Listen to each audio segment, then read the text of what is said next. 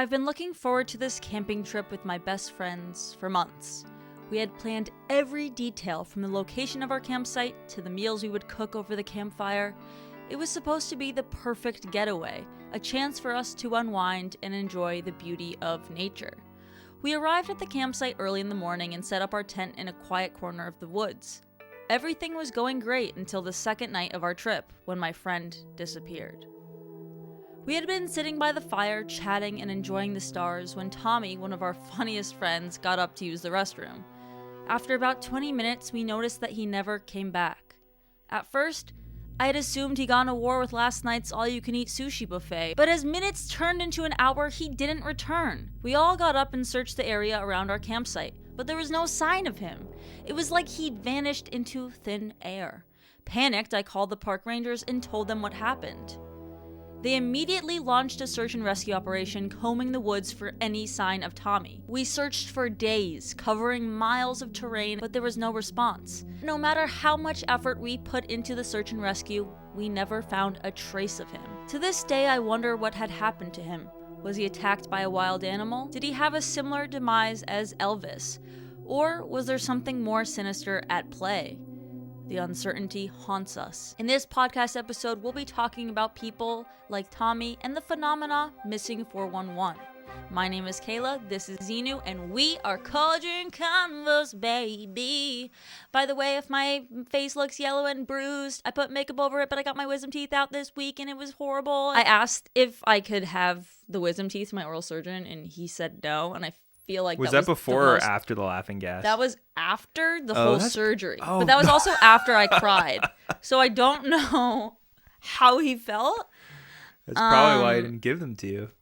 Yeah, I don't know. Shout out to the oral surgeon that didn't give you your wisdom teeth back. Or conspiracy theory. Maybe he never even took them out. Or maybe he sells them. To be studied. Or maybe... No, I'm saying sells them to people who need teeth. Wisdom teeth? Those are pretty big. My chompers? Huge. Anyway, welcome to our podcast. We post here every single week on the spine-chilling paranormal, conspiracy, and true crime topics that you definitely want to hear. We try our best to educate, entertain, and make you laugh always. I know we're making a lot of jokes, but this is a serious topic, so please be respectful in the comments. We'll try to be respectful because these are real people, real families. I really feel like this subject is the crossroads between paranormal and conspiracy. Oh, and true crime. And true crime. It could be a crime. It's a crime. Some of them are crimes. Some of them, the parents might have murdered them. Some of them, serial killer people living in the wood. Who knows? We'll get into all Wild that. men. We're going to be doing a brief overview of Missing 411. If you're not familiar. I actually wasn't familiar until like a few years ago. So I think I told you about it. Yeah. Shout out to you. Shout out me. Smoke for you. Smoke? No smoke. No smoke. Whoa. I turned into a cartoon character. Missing 411 is essentially a term used to describe mysterious and unexplained disappearances of people in national parks and other wilderness areas in the United States and Canada. It comes from David Paulides' series of books and documentary films where he walks through a number of commonalities in the cases, such as the victims' unexplained disappearances, unusual weather patterns, and lack of evidence or clues as to their whereabouts. Since David Paulides' books and documentary, the Missing 411 phenomenon has gained a following among those interested in paranormal and unexplained phenomena, maybe like yourself. However, David Paulides' claims are controversial, and many people state that the cases can be explained through accidents, animal attacks, or criminal activity instead of what David proposes. And let me tell you, I was on his side at first, because as a paranormal fan, as someone who doesn't want to disbelieve in anything until I hear about it, I never want to write anyone off just because, it's not likely that would happen. Shove it. I wanted to, believe him. And then I researched him. The number of people that go missing in national parks in the wilderness is actually debatable. So we do know that more than 600,000 people go missing in the United States every year, and anywhere between 89% to 92% of those missing people are recovered every year, either alive or deceased. Now, this is according to the National Missing and Unidentified Person System. But we can't pinpoint exactly how many of the 600,000 people that go missing every year disappeared specifically in national parks or the wilderness. wilderness. You would think that perhaps the Department of the Interior, which oversees the National Park Service, or the Department of Agriculture's U.S. Forest Service would keep track and release this information, release this data on how many people go missing in the wilderness. But they claim they do not keep track, so we don't know the number, but we'll circle back to this in a minute. However, Bigfoot Hunters estimates a number of missing people in national parks. In 2011, David Plaitis, aka the founder of the Missing 411 that we were just talking about, he is also the founder of the North American Bigfoot Search, coincidentally.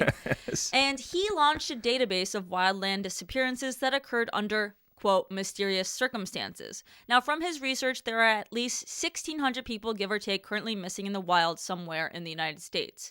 According to the New York Post article titled Why Hundreds of People Vanished, the biggest obstacle to getting any information about missing people in the wild, according to Plaitis, is National Park Red Service tape. National Park Service red tape. Not, yes. The tape's not a service. Hey, I'm a piece of tape. I'm at your service. Reminds me of Beauty and the Beast. Anyway. That was a bad joke. That was a dad joke. Okay. Is David Plaitis a dad? Yes. I think so, right? Now, he speculates that the Park Service conceals the true data on how and where people disappear and how many have actually been found because, quote, it would shock the public so badly that visitor numbers would fall off a cliff. Now, at first, I was like, okay, really? Would national parks conceal that information? Like, the people, when I think of someone that works at a national park, I think of an earth lover. Yeah, I think of someone like that hippie. loves squirrels and chipmunks and little critters running up and down the trees. A hippie with a hat on. A hippie with a hat. But kind of like a cowboy-esque. A cowboy hippie hat. A mix of all of the things that you love. Down to earth. Definitely an earth sign. Drives a Subaru. Definitely drives a Subaru. But then I was like, wait, but who runs national parks?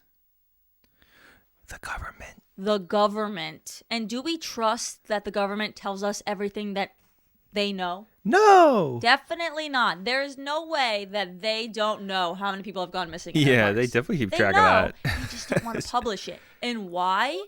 Why? Because that's bad press. That's bad press. Can you believe national parks want to make money? I mean, duh, but like they weird, right? say there's no such thing as bad press, but I would say it's pretty bad press for the national parks to announce how many people go missing in them each year. But then I was like, really, if they release that information, okay, like how much profit are they even making a year? You know, like park admission was like $5, $20, I think sometimes, but and the it's pricey like, you ones. know, I didn't think it was a lot. I was like, Disney World, whatever. But then I did some digging, and on National Park's website, aka nps.gov, they even highlight how much money they bring in for the United States. The title of the news release is National Park Visitor Spending Contributed $28.6 billion to the United States economy in 2020. In this, they even say the annual peer-reviewed economics report was prepared by economists from the U.S. Geological Survey National Park Service. It includes information by parks and by states on visitor spending, the number of jobs supported, and other statistics. An interactive tool enables users to explore visitor spending, jobs, labor income, value added, blah, blah, blah, blah, blah, blah, blah. So they have all of this, including an interactive tool to explore spending on national parks. Who cares? I'm not like, oh, I wonder how much money the corn dogs at the restaurants in national parks in the United States are bringing in every year. Who would be looking who that needs up? the corn dog breakdown? Why are they having this interactive graph? Wouldn't people be more interested in how many people go missing in these parks every year? Well, that's bad press. They're hiding that. What else are they hiding about the missing people? What do you mean they hide so much? Huh? Who's to say they don't hide evidence? Billman, I feel like he was in that documentary that we watched, aka Missing 411, the first one. He stated national parks like Yosemite operate almost as sovereign states. When somebody goes missing in their territory, they're not inclined to seek help from outside government agencies. Quote, it would be like the U.S. asking Mexico for COVID-19 ventilators, which, what a comparison. But also, like, that's weird, right? Like, the national parks act as a sovereign state. Between 1958 and 2021, there were only 29 open cold cases for missing individuals at national parks, according to Trail and Summit. The Grand Canyon and Yosemite make up over half of those missing cases, with the most having vanished from California's iconic Yosemite National Park. Aficionados of the vanished believe that at least 1,600 people, and perhaps many times that number, remain missing on public lands under circumstances that defy easy explanation, John Billman wrote for Outside Online in 2017. With all that being said, we basically don't know the number of people missing in forests, national parks, but we do know it's a good amount. And we know that the national parks don't keep track for some reason. Or they do keep track, they just won't share it with the public because they bring it in the dough. And I'm not talking pizza dough, Tony. How did Paulides' work start? Well, according to Paulides, his work on the subject began when he was doing research in a national park, and an off-duty park ranger found him and expressed concern about the questionable nature of some of the missing person cases which occurred in the parks. The ranger asked Paulides to dig a bit into the issue, in which he did, and while doing so, uncovered multiple lines of evidence suggesting negligence on the part of the park service in failing to locate the missing people. I like how the park ranger asked him for help, and then he was like, You're the problem. As of August 2021, he has written at least 10 books on this topic. According to A Sobering Coincidence, he does not yet have a theory on what is causing the disappearances, although he indicates that the field of suspects is narrowing. Paulides tells his readers to go outside of their normal comfort zone to determine who or what is the culprit of these missing people. In response, a petition was created to make the department accountable. 10 books? Is that necessary? I think he's insinuating that Bigfoot's kidnapping them or aliens. Yeah. And before we get into a few of the missing 411 cases that we found interesting, I wanted to share someone that opposes Paulides, and his name is Kyle Polich, and he is a data scientist and host of the Data Skeptic podcast. And he documented his analysis of Paulides' claims in the article Missing 411. A data scientist is a conspiracy theorist's worst nightmare. He concluded that the allegedly unusual disappearances represent nothing unusual at all and are instead best explained by non-mysterious causes such as falling or sudden health crises leading to a lone person becoming immobilized off trail, drowning, bear or other animal attack, environmental exposure, or even deliberate disappearance. After analyzing the missing person data, Polich concluded that these cases are, quote, not outside the frequency that one would expect, or that there's anything unexplainable that I was able to identify. This presentation was discussed in a February 2017 article in a Skeptical Inquirer, a publication of the CSI. In the article, Susan Gerberg reported, Paulides gave no reason for these disappearances but finds odd correlations for them. For example, 2 women missing in different years both had names starting with an A with 3 letters, Amy and Anne. Polich concluded in his analysis, I've exhausted my exploration for anything genuinely unusual. After careful review to me, not a single case stands out, nor do the frequencies involved seem outside of expectations. All right, so we are going to now be getting into a few of the missing 411 cases before we talk about the theories behind them. Now, the Dennis Martin story is a tragic case of a 6-year-old boy who disappeared while on a family camping trip in the Great Smoky Mountains National Park in Tennessee on June 14, 1969. Dennis and his family, including his father, grandfather, and older brother, were camping in the park's Spence Field area. The boys were playing a game of hide and seek when Dennis suddenly vanished. He must be pretty good at hide and seek. Yeah. His family searched for him for several hours but were unable to find him. Park rangers and rescue personnel were quickly called in to aid in the search, which lasted for several days and involved hundreds of people, including volunteers, helicopters, and tracking dogs. Despite the extensive search effort, no trace of Dennis was ever found. The case became one of the most famous missing person cases in the United States history, and it has been the subject of numerous books, documentaries, and podcasts. Now, some people have speculated that Dennis was just kidnapped or attacked by a wild animal, while others believe that he simply got lost and died of exposure or starvation in the dense forest. Someone on Reddit commented on the case, noting, I always thought the Dennis Martin case was really bizarre. The kid whose family met another family also had the surname Martin in a national park, and both of the family's kids started playing hide and seek. The dad watched his son Dennis duck down behind a bush and never come out again. The following nonsense that occurred from the Green Berets showing up to another family seeing a large man bear carrying something on its shoulder after hearing a blood-curdling scream to an FBI agent that was investigating the case supposedly committing suicide. There are a number of other strange points to the story too. As a side note, I just remembered hearing recently that the name Martin, for whatever reason, is often associated with strange disappearances. Can't remember where I heard that though, possibly the Mysterious Universe podcast? We're looking at you, Steve Martin. So this is an example of one that people, even people that oppose Missing 411, they usually point this out as a really bizarre case that they were never able to find any trace of this kid, Dennis Martin. Maybe that's why Steve Martin has so many kids in Cheaper by the Dozen, because he just abducts the kids that are lost in national parks. Conspiracy theory. I didn't even know that was her last name in Cheaper by the Dozen. I love how you know that movie so well. No, the actor's name is Steve Martin. Oh, well, that doesn't make sense.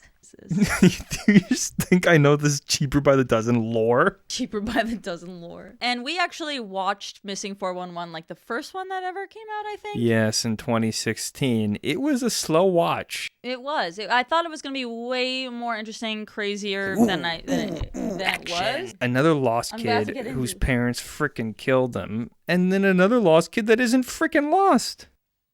Wait, really? The kid survived. Oh, wait, which one? The one that walked like 12 miles in the pitch black. Oh, yeah, I forgot about that one. The missing case of Dior Coons Jr. is featured as a prominent story in this documentary. Yep. So Dior Coons Jr. was a 2-year-old boy who disappeared from a campground in Lemhi County, Idaho on July 10th, 2015. He was on a camping trip with his parents, great-grandfather, and a friend of the family. According to the parents, they left little Dior in the care of his great-grandfather, Robert Walton, grandpa's friend, And he just met him. When the parents returned to the campsite, they discovered that Dior was missing. Long story short, a bunch of people on Reddit think that Dior's parents, or little Dior's parents, I guess Dior and Jessica or whatever her name is, they actually murdered their son, or that maybe it was an accident, a different day. And they brought his body. I smell something fishy. There's a little discovery of Dior Coons' Jr.'s little coat that he supposedly was wearing when he went missing in the family home. Another strange part of the Dior case is the private investigator that the parents hired pointed out how suspicious that the parents were, and even said that he thinks that they were hiding something or lying about something or not giving him all the information that he needed. So even the private investigator that they paid is like, hello? I think you guys did it. Yeah. Another classic story that is always referenced, a little boy who went missing going camping with his family, and they did end up finding him, and when they asked him what happened to him, he said a woman who looked like his grandma told him to come with her. They went into a cave, and she asked him to poop on a piece of sticky paper, and he said he didn't have to, and she got a little mad, and eventually she took him back to the berry bushes and told him to wait there. Oh my God, I did not see that coming. With the sticky paper. He said that the light hit his grandma's face and he could tell she was a robot because she was glowing or sparks came out of her. The story keeps being retold and it's a little wishy-washy here and there, but that's just one of the ones where it's like paranormal-esque, where it's like this kid who could barely speak has all of the, like, is able to craft this story. If you're ever in the woods and an old woman tries to coax you into a cave to poop on sticky paper, don't do it. Now, this story is about Jim or James McCrogan, and actually this is on the Missing 411 Reddit as well, and the person that posted it stated, "My uncle, an experienced outdoorsman, went missing and was found under strange circumstances, looking for answers." Her uncle was a Missing 411 case back in 2014, and she pointed out nothing makes sense about it. He was an experienced outdoorsman, camped by himself in the Alaskan wilderness, but was found dead a month after he was missing near Vail, Colorado. Authorities ruled it an accident, said he fell to his death. It came as a shock to my family, and we all haven't been the same since. And I've been finding out stuff that I was never told. He was found wearing no coat, gloves, or boots, but still had his helmet. He was found 14 miles away from his original trail and would have had to make the hike in deep snow. The original search party looked in the area and didn't find him. Once he was found, they said that they had looked in the area. My uncle was no idiot. He had with him all the necessary supplies and rescue gear. So what I'm really getting is I want some answers. Even if it's just, what do you think? This has really effed up my family and it would be nice to have some peace. The top comment even points out that Dr. McCrogan's case is one of the most baffling. Everyone should watch the compelling short film regarding his disappearance on the Can-Am Missing Project's YouTube channel. But in addition to all of these Missing 411 stories that actually seem kind of bizarre, potentially paranormal, maybe just an accident, but, worth questioning, there's some that Politis publishes that are not right at all. There's actually a bunch of people on Reddit that busts the stories that Politis has and featured in his documentaries and books. This person said, "I attempted to solve these 12 missing 411 cases, and this is what I found. These cases were all included in a book subtitled Unexplained Disappearances of North Americans That Have Never Been Solved, but it seems these mysteries were solved decades and decades ago." So I'll just read one of them, but they go through 12, as they said. For an example, Riley Amsbog was a case that Politis featured in his book. Riley Amsbog was 55 years old back in 1902, so we're talking a long time ago, but he went missing in Ohio. David Politis describes Amsbog as a man of habit, and he was expected back at his house for lunch, but he never returned. Politis says witnesses had seen Amsbog in his cornfield and at a berry patch, but few other details were available. Politis continues that local sheriff did join the search and stated that 75 people had scoured the woods looking for Riley. No clues have been found. But this author disproves that he is still missing, pointing out 2 newspaper clippings about finding Riley. One of the titles is, Riley Amsbog, the wealthy farmer who disappeared from his home last Thursday, was found this morning. I mean, okay, hear me out. If you're going to write 10, 12 books on this subject, at least a few of them are probably going to be solved. Yeah, but this was solved, like, a simple Google search, the author pointed out. Sometimes people don't do their research. Well, you can't not do your research if you're an author claiming that all of these missing, like, I don't know. Well, there's at least 12, though. Yeah, there's at least 12. How many stories? Probably there's hundreds of stories. To give some validity to Politis, in the documentary, there is the story of the little kid that went missing playing hide and seek. Not the first one, another one. And he was gone overnight, and they launched a big search and rescue effort, and they found him the next day 8 miles away. But they didn't only find him 8 miles away, they found his tracks 5 miles away from the starting point, which is an additional 8 miles. So he really traveled like 12 miles, 13 miles in one night, being a little kid through thick brush. So that's pretty sketchy, if you ask me. Yeah. How a little kid does that, I'm not sure. We'll never know. A lot of people point out that when you contrast the information given by Politis with other sources, he often has little, if any, to back up his claims. Some other cases can't even be found anywhere else at all. His work reminds me of... No wonder they've never been found, because they've never been missing. Someone else wrote, I have had the same experience with DP. He's written about cases I was actively part of the search, rescue, recovery. He was relaying details that were flat out wrong, as if it was from an official source. He hardly ever responds to anyone who is critical of his research or conclusion. Then someone else DP. And someone else wrote this, and I loved it. He only works to enrich himself. Fame is what he's looking for, not missing people. Oh! I feel like the stories from like the 60s, the 50s, the 70s, and the 80s just don't really have a lot of validity in my head. Okay, they had tracking dogs, but I don't know. I just feel as if the tracking methods were a little bit more rudimentary, and they didn't have the power of technology. Yes. So I kind of write those off just a little bit, because like the odds of losing a kid in the 80s is a little bit higher than losing a kid like, say, 2014, 2015. Like from Bluetooth. Like, yeah, my phone has the SOS on it. It can communicate to a satellite for help. So that's what, like, let's see David Politis write a book now. Yeah, Davey. But let's just give David Politis the benefit of the doubt for a second, because there are some cases that say, okay, so let's just hypothesize about if it's not just like nature or falling or an illness or something. What are the theories on what happened to these people? So one of the theories is, could, like the grandma one, the story about the grandma who made the kid poop on sticky paper. There's a theory that perhaps they're clones. That's why there were 2 grandmas. Crickets.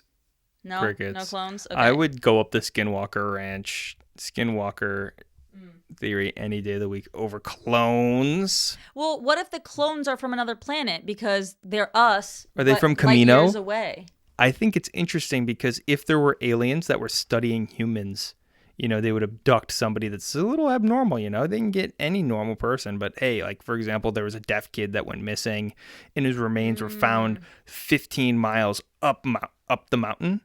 Like, no way that kid hiked up there himself. He definitely, you know, was taken there. But why would they return the body so people don't know that aliens exist? Well, maybe they're just recycling. Ew. Like throwing it back into nature. I don't know. Do they do autopsies to see if any organs are missing? No. Well, those were just bones they found. Oh, yeah, duh. So, alien abduction is another theory. Could these people have been abducted in national parks, middle of nowhere? No one's gonna, Yeah, see the or there could aliens, be the like a UFO serial ships. killer. I mean, the one thing is there are people that go missing in all the national parks. It's just like open spaces without security cameras, without cell phone service is where these people are going missing, which is interesting. So it makes me think, what is the preface behind them going missing? So then, obviously, like you just said, skinwalkers, or is that what you said? Yeah, I think skinwalkers. So another theory is cryptozoology. Now, one might assume Paulides, who is the founder of the North American Bigfoot Search and the author of the book Tribal Bigfoot. Okay, now I wonder if he knows pushing it. Bobo. Do you know Bobo from Bigfoot Hunters? No. He's just like this big oaf. Bobo, if you're listening, come on to our show. But you would assume that he would push this cryptozoology explanation, but he hasn't. So weird. Like the kid that was dragged, and like the shoes weren't dragged. Like they think maybe it was dragged by a mountain lion or something. Yeah, they were talking Bigfoot about it. Bigfoot could carry him. Yeah, Bigfoot throws him over his shoulder like a continental soldier. Another theory is, could it be the government taking these people? Maybe they want to study on them. Yeah, do some tests. You know what? I wouldn't be surprised if Uncle Sam is kidnapping people from the national parks and like national park rangers are just like special agents. Whoa. That just go. Theory. They pass out. And then all of a sudden the little kid's gone. Another theory is, could it be a time-dimensional slip? Because like they see them and then they're gone. But now... Maybe they entered an area where time, whatever, and they're in another dimension now. Yeah, but little kids run off. I guess. But why would there be, like... I guess people do think... I don't know if Dave Paulides thinks this or not, but Bigfoots are interdimensional creatures. And they travel between dimensions. I mean, that's pretty out there. That is out there. I'm way more in the camp of there's an ape in North America than there is... interdimensional Bigfoots. He's in like a spaceship. I think it's more of like landing on. I think it's more of like an apparition. Like they apparate like wizards. Which kind of reminds me of ghosts, which is another theory. I don't know how. Maybe the ghosts lead them to death. Yeah, they're like, I died here. Like, so are you. Come here, Grandma. Oh, maybe they have to whenever someone goes missing and dies, they have to recruit more missing people. Like Ghost in the Graveyard. Yeah. Now we're going to go more into the discussion, not the theories, but the discussion of, do we think Missing 411 is, I don't know, what do you think happened cap to or these no people? cap? What do you think happened? Okay, I think that there are people that overestimate their abilities in nature, and they're taking a little kid into nature. So I'm picturing like, a little loosey-goosey person with their kid in a national park, no cell phone service, kid runs off. You don't notice for 5 minutes. You can go a long way in 5 minutes. I think that maybe 87%, maybe 90% of them die of the environment or illness or something natural. Then I want to say probably like 8% are serial killers, but maybe that 2% are those clones. No, just kidding, not clones. Aliens or something. Yeah. So I definitely think that people have been murdered in national parks. There's that whole poop hole loophole in the national park where you can go kill somebody and not get tried for it. Watch a YouTube video on that. It's interesting. It's not really a law because you get federally tried, but there's no like counties because like part of the Washington state or part of like the Oregon state parks in Washington or something or Idaho. Do you think that the Missing 411 series provides a valuable service in raising awareness? I think so. Or does it simply promote fear and sensationalism? I think it definitely promotes fear, but I feel like that's what humans in general are going for. They're looking for something to be scared of.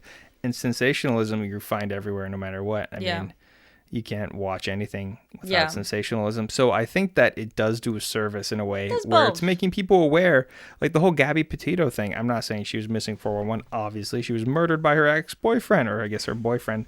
But, stuff like that like brings it to light. Like this whole Dior thing. Like if this wasn't in the Missing 411 documentary, I certainly would have never heard of Dior, and I'm sure there wouldn't be so many Reddit and Facebook communities doing research on or even him. the people that are like super outdoorsy, like environment, are really adventurous and athletic. Like for them, the cases where people like that just die or have hypothermia or whatever in these missing 411 cases, I'm sure it brings, makes you fear like wake to them, up, but also, wake up and smell the coffee, Wake up, motherfucker, because you're not invincible. I see that you're fit. I see you have abs, and I see that you think you can climb the mountain. But dude, don't bring your kid. What do you think could be done to improve search and rescue efforts in wilderness areas and prevent these types of disappearances from occurring in the future? I think that Cameras, there should be drones flying over. No, that would ruin national parks. Oh yeah. I think there should maybe be more qualifications required, or just requirements in order to go hiking in a national park. Whether that's when you check in, I don't know how it works. Never been to a national park, but I'm assuming you check in some capacity. But that's and when you not check fair. in, you get some sort of satellite phone. Oh yeah. Okay. I thought you were gonna say. Look, these motherfuckers bring in a lot of money. How many buy billions some of dollars? phone. Are there any ethical concerns with the way David Pilatus and the Missing 411 series approached these cases, such as exploiting the families of the missing or promoting unsubstantiated theories? Smoke for 100%, because I think David Pilatus takes advantage of these people, and I think that he probably, as a police detective, has a little bit more insight than myself on, for example, this Dior case. Like, it didn't take me 5 minutes to realize that Dior was killed by his parents. I mean, again, that's just an observation and an opinion that is not fact. But I think it's pretty compelling, that this guy, he kind of can sniff out bullshit, not bullshit, and then all of a sudden he's kind of reporting stuff, and then he's reporting fake news as well. And I think that's a huge disservice to his own work, because look, if you're listening just to our podcast, and you're like, oh, this guy has 12 fake stories out of however many hundred. I mean, that's still 12 fake stories. It's a lot. Like, you're really like 12 separate times. You didn't freaking Google it, dude. You didn't do the research. No one talks. No one talks about that. I've never heard that. I've listened to podcasts on Missing 411, and I've never heard that. Because they didn't go dig on Reddit like I do. Okay. Anyways, thank you guys so much for watching, and we'll see you guys next week here on College and Combos. Bye. Toodaloo.